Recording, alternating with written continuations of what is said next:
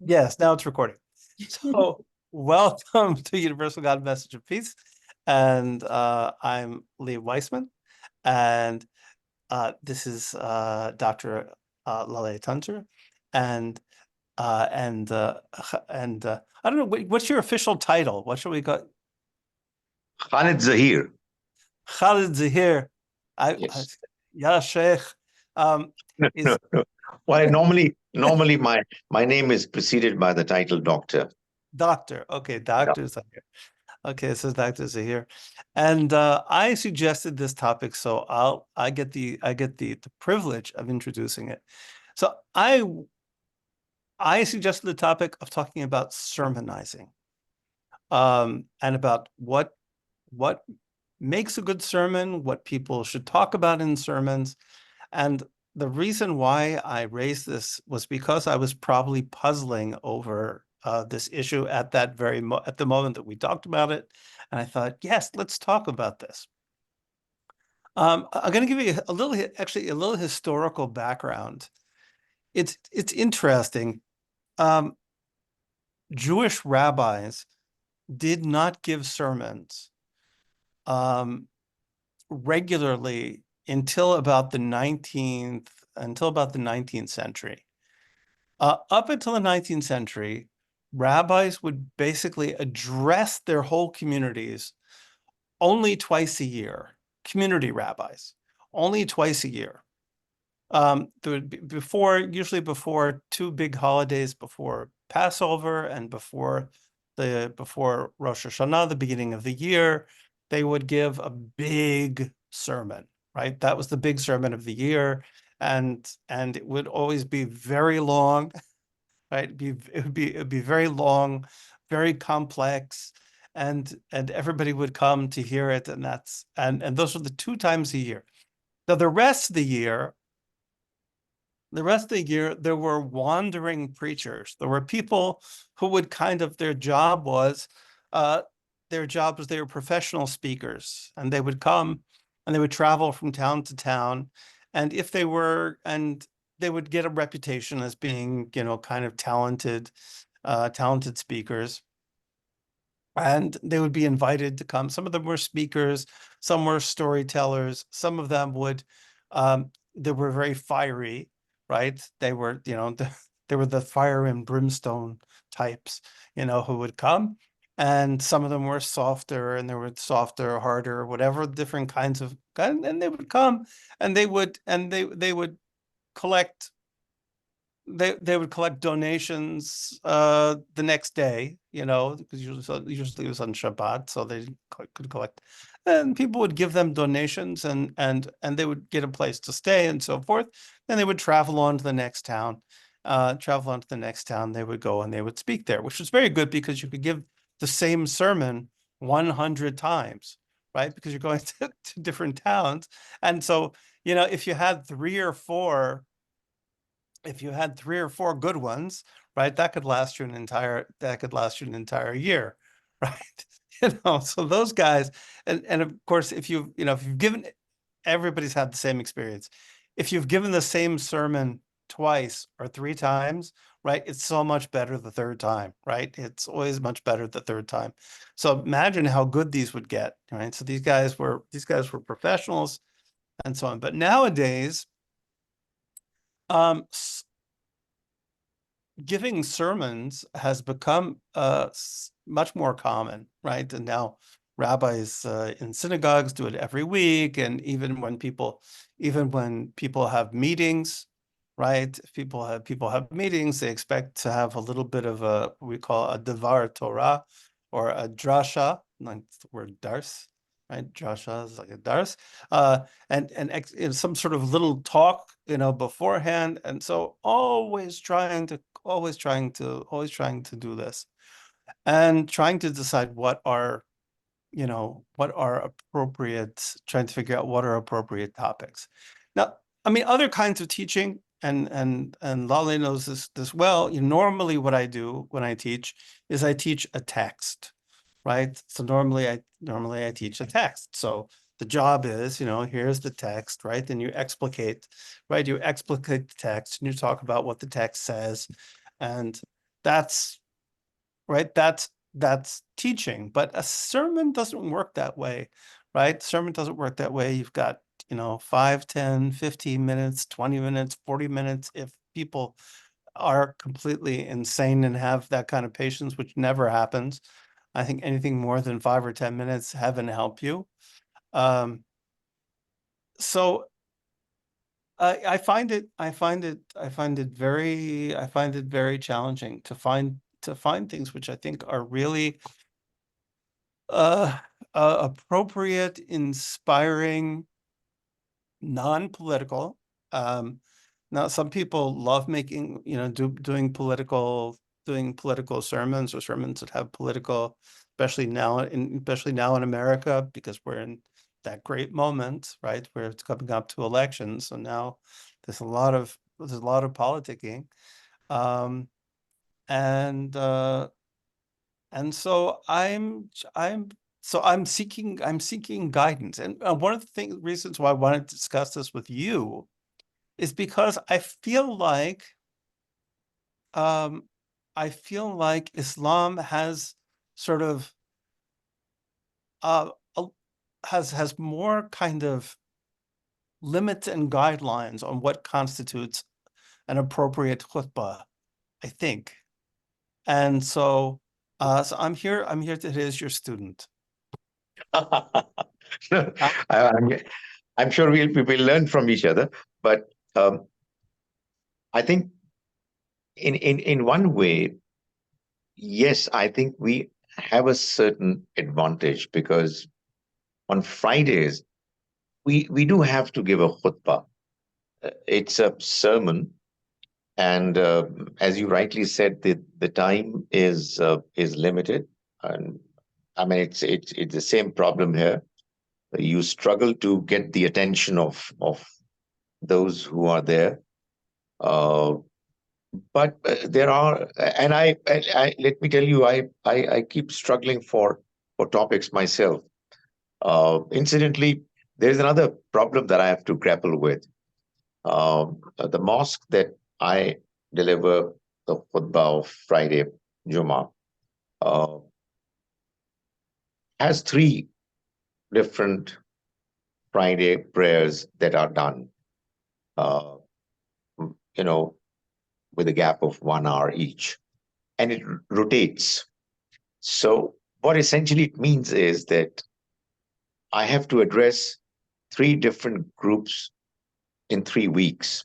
And what worries me is that if I deliver the same khutbah, the same sermon, I may actually be saying the same things to people who were already there in the last khutbah. So right. I'm always praying that these people turn out to be a completely different group. Uh, but that's always a struggle. But to be honest, the topics are either beliefs and the mention of beliefs, what they are, what they do to us in our lives, how they impact our lives, and what are their arguments. I think if we come up with topics that focus on beliefs and the mention of them, they turn out to be what we call a good reminder.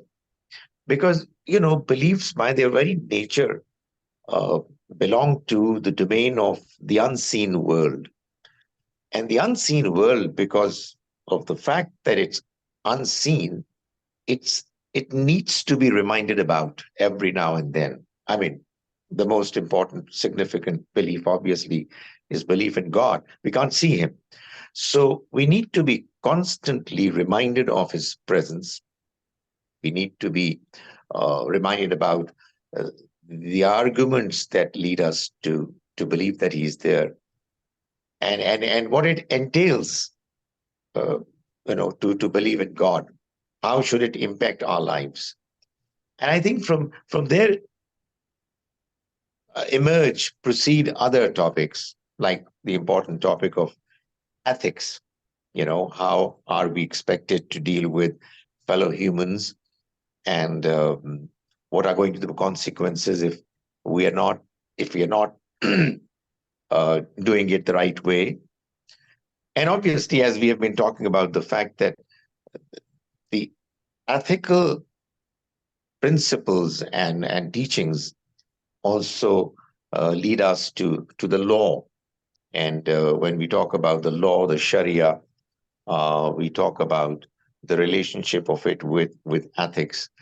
So I mean, honestly, there are numerous, if not unlimited, a very long list of possible potential topics of sermons. But I must admit that before every Friday, I'm really worrying, and it's a struggle to actually determine what particular topic should I go for. So I just give you an example. Uh, Last Friday, uh, I don't know why. This is the same thing that happened to you. I was Mm, struggling with this question, and it just came to my mind that probably this might turn out to be a decent topic of sermon. What I said was that I get something like 18 minutes to speak. mhm, What I said was that as individuals, we are always facing enemies, and we must know how to deal with our enemies. Uh, and I mentioned that there are two types of enemies. There are those who are in the outside world in the form of humans, and there is an enemy within us. Now, as for the enemies in the outside world, uh, they are apparently enemies, but in actual fact, they're not. Nobody is hopefully a permanent enemy. We have differences. Sometimes differences turn out to be very, very strong, very sharp. But we must know that all so called apparent enemies that we feel are our enemies are potential friends. It's only a matter of trying to overcome the obstacles that we have in our relationship. But we must beware of the real, permanent, lasting, open enemy within us, which is Satan. He is a declared enemy, and therefore we must constantly guard ourselves against him and try to overcome the kind of temptations and whispering that we receive from Satan. So I mean, it just turned out to be a topic which thankfully was able to consume 18 minutes and mhm. was able to attract their attention. But it's always a struggle. I do agree with you. Yes. I think I've given that sermon. I just no, Okay. I'm pretty sure I've given this.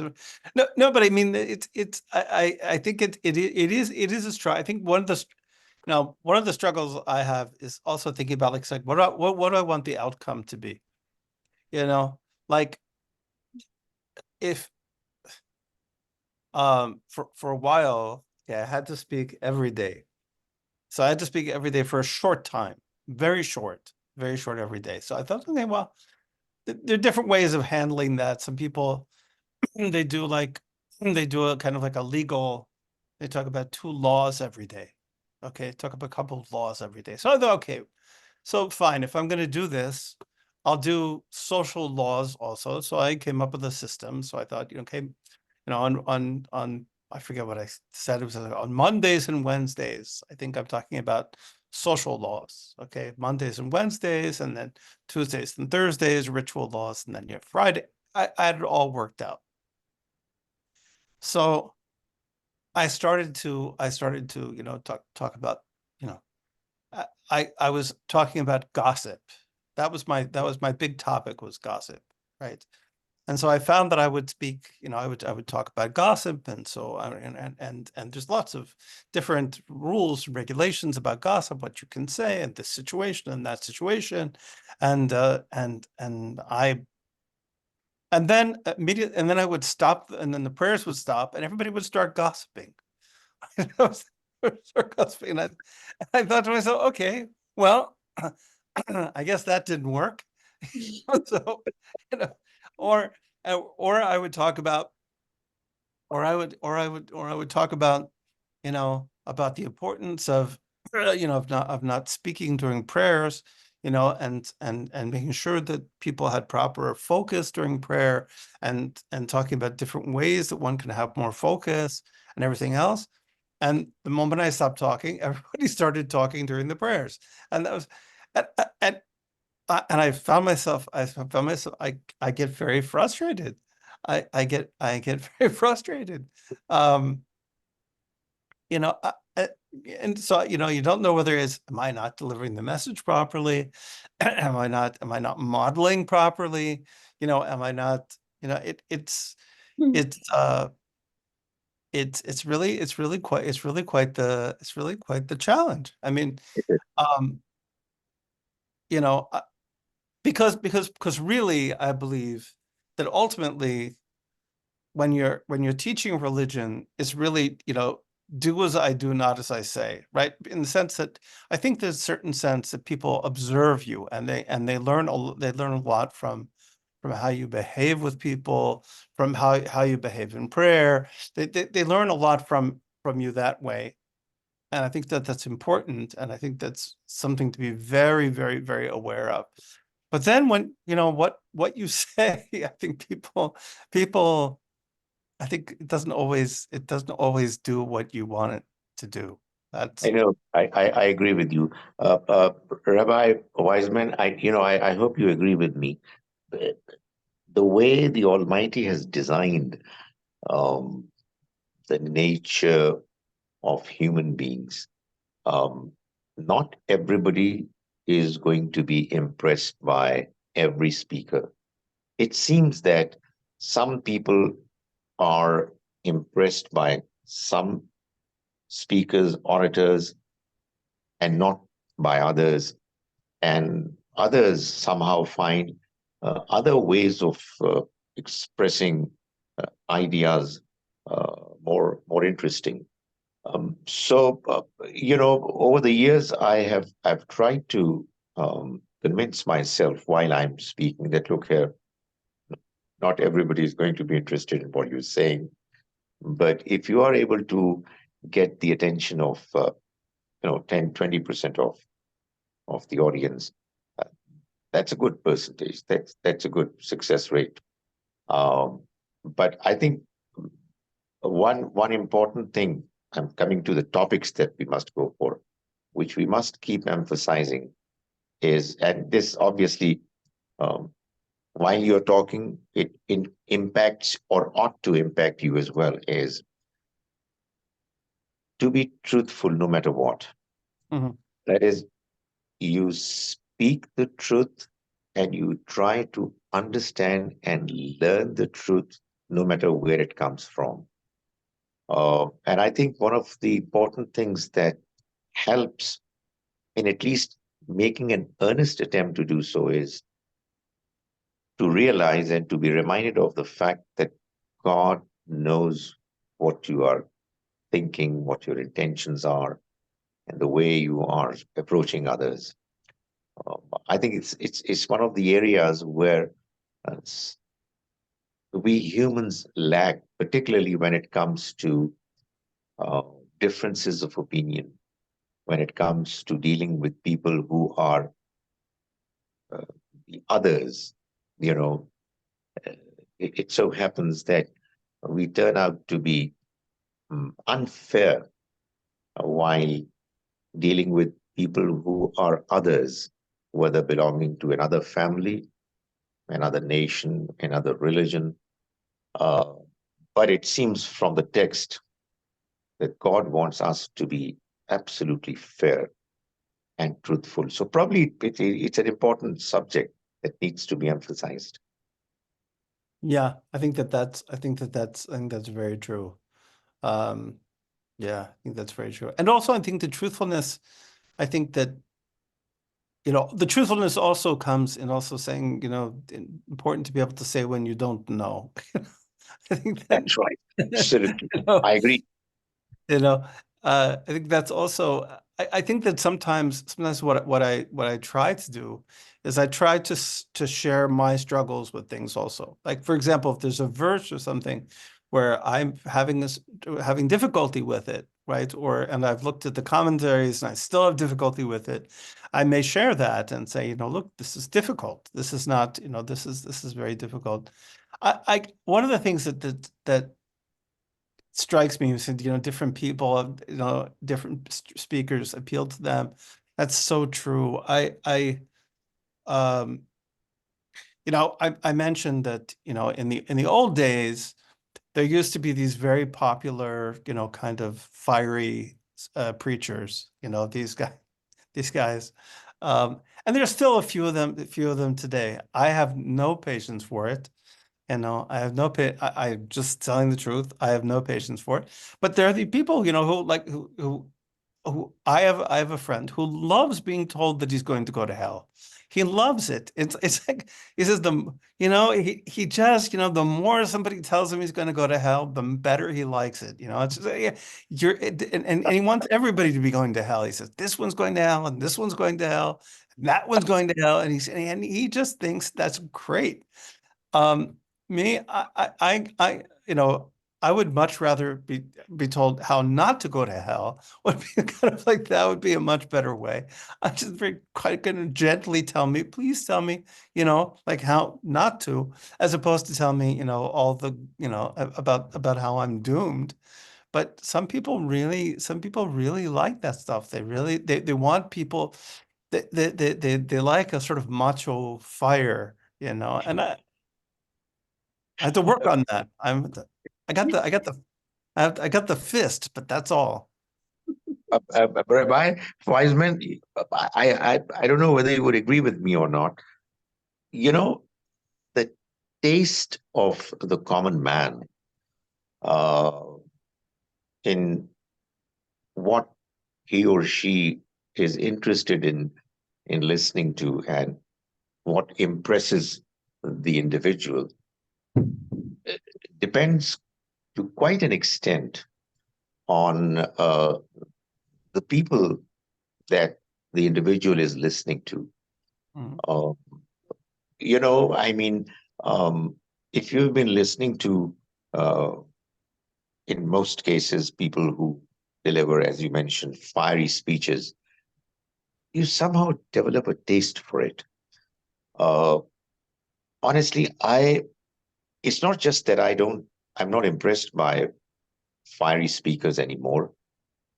Over the years, I have come to the conclusion that they are a part of the problem. They are yeah, the people who have caused their listeners to become biased, to have strong views about others, um, kind of openness that we would like to have in individuals when it comes to difference of opinion is missing. And this taste for listening to fiery speeches and to, as you mentioned, extreme statements of people going to hell, and that people are doomed, and the others are all hated by the Almighty. People start liking these kind of messages, which I think is, to me, it's primarily because, to begin with, there are religious people, many of them, who have somehow mastered this style of presentation, which yes, is emotionally charged. And I think the biggest victim of these presentations is your intellect. You stop thinking, right, unfortunately. right. Yeah, well, it's not intellectually. It's not made to appeal to your intellect. It's made to appeal to your emotions, and it's interesting you said the other because what's amazing about that style is that the other is so gigantic. I mean, they're so. I mean, the, the group that those speakers tend to represent, often is not much more than themselves. I mean, it becomes, they don't like these people, they don't like these people, they don't like these people, they don't like they for sure don't like anybody, you know. so the scope of what's acceptable for them is it becomes so narrow. Um, and it's also, I think, the other thing is I think that a lot of times with that style, truth goes out the window very quickly. It's very easy when you're fired up like that and you're doing that, it's very easy to say stupid things. It's and almost inevitable that you're going to say stupid things because you're trying to get a rise out of people. The goal is to get an emotional rise out of people, and to do that, you don't necessarily have to be truthful. And it's really damaging. And I see it, it's interesting. I see it on all fronts right now, right? At this moment in history, I see that style dominating, not just, I mean, it's certainly got a big foot in Judaism now. It's certainly got a big foot in Islam now, but even in Hinduism, like Oh, yes. even right, all of a sudden, I mean, all of a sudden, you have these, you have Hindu and Buddhist teachers, who are like, who are like adopting this kind of strange, this kind of thing. And I feel like it's also, I think that ultimately it's certainly not, I don't think it's how the prophets communicated. You Yeah, know, you it doesn't mean they couldn't be harsh. We say Moses can be harsh. Actually, Moses sometimes is harsh, and this is, but that's not that's not or that has that's not his ordinary way of teaching, right? That's not the ordinary way of teaching. Is not to sit there and to scream at people and to yell at them and to belittle them, um, or to belittle others in order to make your audience feel good, right? That's the other thing is I'm going to make you feel good because you're part of the group that's right and everybody else is wrong. I feel like it's very dangerous. It's a particularly dangerous style, and I think very harmful. I think you've pointed out something very important, and I think that needs to be clarified. We do find very strong statements in the text, in the Quran too, Yeah. and that is what causes people to feel that that's the way to go about it. The fact of the matter is that each of those statements has a context. There are some people who were particularly evil and stubborn, who had to be addressed that way. But that is not the normal, desirable way of putting across the message. I just wanted to say one thing,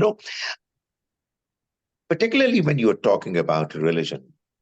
I'm sure it's true for other disciplines as well, but religion in particular should specialize in solving those intellectual problems which put together make this life a puzzle. Hmm. God's message comes to solve that puzzle. When you come to this world and you get an understanding of your environment and yourself, there are some very serious questions that you confront. Who created us? Why did he create me? Why are there so many problems? Why do I have an understanding of right and wrong? Why is there so much of discrimination and so on? Why do people die? What is going to happen after death? Now, it is only our Creator who can answer those questions. And I think, I mean, no matter what religion you belong to, it is your duty as a person who is to present the religious message to help people solve the puzzle, get answers to these serious, sometimes disturbing questions. And if you are getting into an emotional, you know, sermonizing process, you're not helping in solving the puzzle. You're actually making the puzzle even more deep. That's what my understanding is. That's a very nice way of putting it. Because the human experience is not easy to navigate, you know. Absolutely. It's not easy to navigate. And here you have these books, here you have these books of guidance, and here you have these traditions that are really, meant to guide people through that and to help people to like live better. And if you're not doing that, right? If you're not doing that, then you're not doing the job. I mean, that's the goal of it. The goal of it is to help people kind of figure out how to live in this world, understand those puzzles, and like, why are we here? know, That's true. like, why are we here? Why do we have to, why is it difficult, right? Which is not, why are we here? Why do we have to suffer? Why do we have to be sick? And how do we respond to those things? And how do we respond to other people in those situations? And and and I feel like a lot, unfortunately, um, I feel like there's a lot of failure, to kind of give people like really basic guidance about the things which are important. And whereas, to be honest, you know, I once heard a sermon on crushed ice. It was on whether or not you can crush ice on Shabbat. And it was probably a 25-minute sermon about the laws of crushing ice. And I thought to myself at the end of it, I said, am I a better person for this? Is anybody in this room a better person for this? Is is our life transformed? I mean, and, and I'm sure there was a very interesting topic for the person, but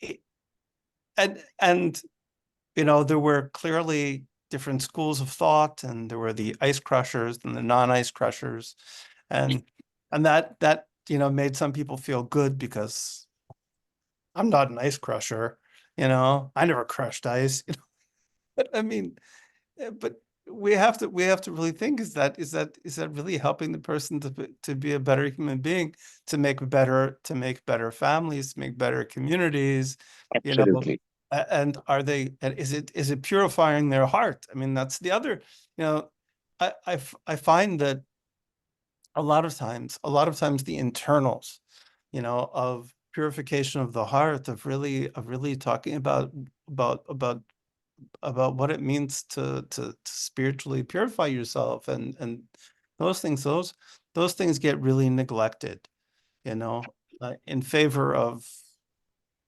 all sorts of things which are tangential. I, Um, I I agree. This really is a serious problem. And although all religious people speak about the important objective of controlling, disciplining our ego, but what happens is that when we are talking about our respective religious messages, one way or the other, we are actually, trying to satisfy our ego and feels comfortable with the fact that I am better than others. You know, my group is better than all other groups, which is right. completely the opposite The of opposite of what. what you. Yeah. That's right. I mean, the purification of heart, as you've rightly pointed out, which should be the ultimate objective, is ignored. And I honestly, over the last few years, I whenever I talk about or listen to or read about a certain religious topic, I ask myself whether it has actually helped me in solving the puzzle, in understanding Yeah. the design of the Yeah. Almighty, His plan. And I think this is what we must emphasize. And a very important thing you mentioned earlier, Rabbi Wiseman, was that we must have the um, openness and honesty to acknowledge and admit that I've not understood it. I, Yeah. I can't explain it because that is what would lead you to learn more. Uh, that is what is going to lead you to look for people who would solve the problem that you are facing. And I think Right. that, to be talking about sermons, I think this is what we must communicate to others, that, we must think on those lines. Yeah. It's funny. When I was a teacher, very often what would happen is when, I taught seniors, and they would often come late to class. It was they come late to class. So who would I yell at? I would yell at the students who came early to class, right? Because the ones who came on time, right? And they'd go, "Where is everybody?" And they'd look at me like, I don't know. I'm here on time. Why are you yelling at me?" Right? And I feel to a certain extent, we treat people who come to pray that way, right? I mean, who are you yelling at? You're yelling at who are you yelling at? You're yelling at the people who say, you know what? Life is a puzzle. I'm coming here to figure it out. I just want a few minutes, right? I want a few minutes to pray. I want a few minutes to connect to my creator. And I'm coming here. He says that's why they're coming, right? They're coming because they're trying to figure it out, right? They're coming because they understand that there's something beyond their understanding, and they want to connect to that thing. Um, and the job is to help them and ourselves to be able to connect to it. Um, in the most honest way possible. I like these are the puzzle. It really is a puzzle. I mean, Yeah, trying to figure out, what we're all doing here, and what we're supposed to be doing here. And absolutely. nobody's got it all figured out, but but we should be, working and struggling together to figure it out. And if you have that position, you know, I always pray, honestly, before I speak. Uh, I always pray very hard, you know, please, please, please, please, just keep my ego out of it. Because once my ego is there, once my ego is invested, that's it. Like, and then it's me, me, me, me, me, me, me. And so I really have to work hard. I mean, it's for myself, I have to work hard, to make sure that Absolutely, I get absolutely. myself out of the way. This question of puzzle, um, I often feel very uh, disappointed, um, that many religious people have a tendency to think and to claim that they were lucky that they were born to such and such a religion, thereby implying that all others were unlucky. Mhm. And that in turn implies, God forbid, that God, the designer, he planned it in a way that some people were given to be lucky by the accident of birth, and others were unlucky. I think, no matter what we do in our sermons and our ways we teach and preach, we must tell everyone that, for God's sake, communicate with others politely, with an open mind, and be humble. Because, as I said, or else you will not be able to properly solve the puzzle the way your creator wants it to be solved. To me, it seems that he has, well, this expression may not be good, but he has thrown us in a situation, in a life, Yes. in a trial, where he wants us to struggle and find the truth. And that is, I think, is the path of faith and the path of religion. And the text and divine revelation helps us to navigate and to find our path. And it's an ongoing process. It should never end. There is no ultimate height that you might reach and say that, oh, I've got it now. And there's no further struggle for me to undertake. Yeah. That you know, the helping people kind of understand the value of the other is, I think, like a fundamental. It's just it, it's an absolute fundamental, I think, in the way that we approach the world now. Um, you know, I feel like there was probably a time when people lived in isolated communities and where they didn't have contact with each other, and you could kind of get away with that, right? You know, you could be in your place in the middle of nowhere, right? And you could say, you know, thank God I was born in this holy, amazing land of Yeah, wherever it is that I am, right? And that that's true. I am the grandson of so and so, right? That works great. But now that we live in a world that is we live in a world that's so interconnected, it just it's just and we see that we're not going to be able to solve the puzzles and problems of this world by ourselves. Okay, this is not just not going to happen. It's not the way it's going to work. It means we're going to have to learn how to deal with each other, and the consequences of not learning how to deal with each other are becoming very, very clear, Yeah, right? Very, very clear. Then people are going to have to learn to deal with each other and also understand. And I say this with the full heart, that the plan of God is that we have to figure it out together. Okay, He yes, threw us in this world with all different kinds of people. He didn't. He the fantasy the fantasy that somehow or another he really wanted everybody to be the same doesn't make any sense. It doesn't absolutely.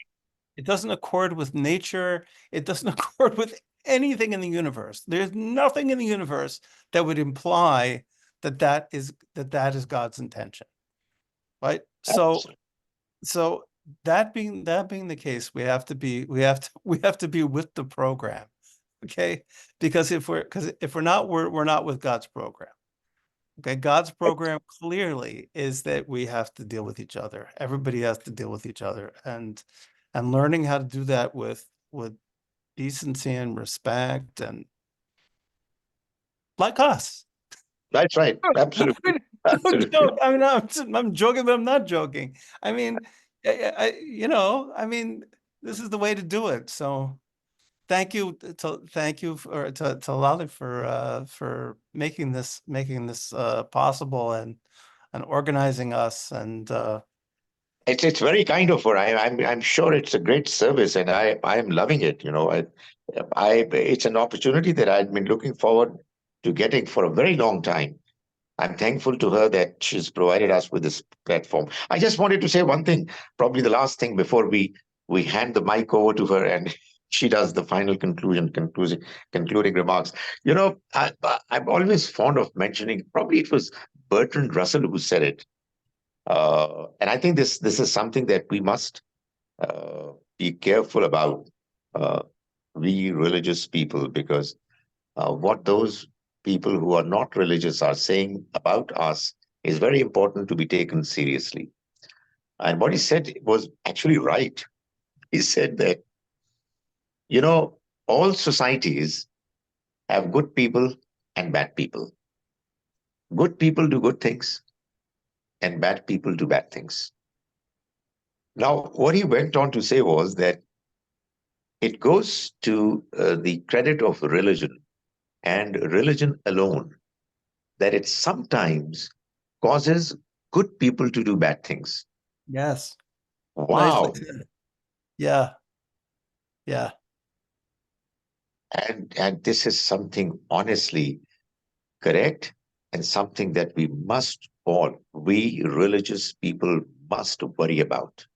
yeah, yes. I totally agree with you. Yep. We probably are now inviting a silent participant to become non-silent. Oh, thank you so much, both of you.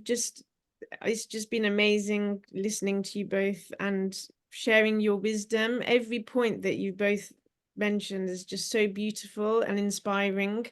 and may you be, you know, an inspiration for all the, you know, Muslim communities, Jewish communities. May we all work on ourselves. And, you know, I think what you've mentioned is about the ego getting in the way is a really big thing.